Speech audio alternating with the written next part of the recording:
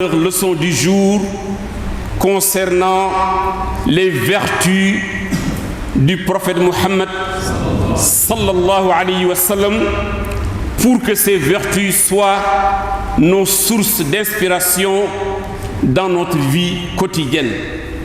Aujourd'hui, je vous ai choisi la pondération. La pondération, chers frères et sœurs en islam, permet d'éviter tout excès.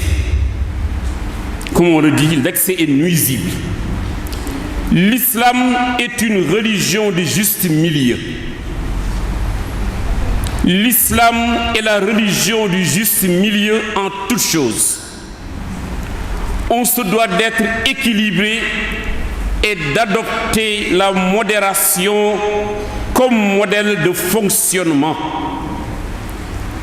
À plusieurs reprises, des compagnons du prophète Mohammed sallallahu alayhi wa sallam, qui s'adonnaient aux adorations au point d'épuiser ou de négliger leur famille, ont été rappelés à l'ordre. Et on parle ici d'adoration. Qu'en est-il alors des comportements outranciers, des réactions extrêmes, du manichéisme de pensée? Chers frères et sœurs en islam, l'islam appelle à la mesure en toutes choses. Selon un hadith du prophète sallallahu alayhi wa sallam rapporté par At-Tirmizi, le prophète nous enseigne la belle apparence, la pondération et la modération représente l'un des 24 parties de la prophétie. Si la prophétie était divisée ou répartie en 24 parts, la pondération en est une partie.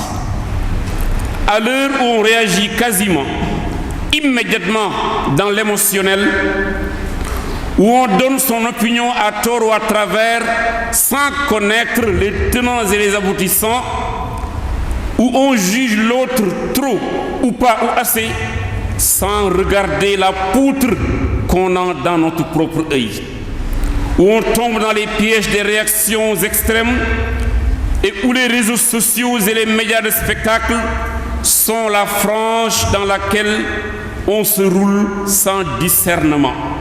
Et par conséquent, chers frères et sœurs en islam, nous vous invitons à adopter le style de la pondération. Et en ce moment, nous nous rendrons service à nous-mêmes et nous rendrons service aux autres. Je vous remercie. Inch'Allah ta'ala, s'il plaît à Dieu, demain, Inch'Allah, nous continuerons sur les vertus et les privilèges accordés au prophète Muhammad sallallahu alayhi wa sallam.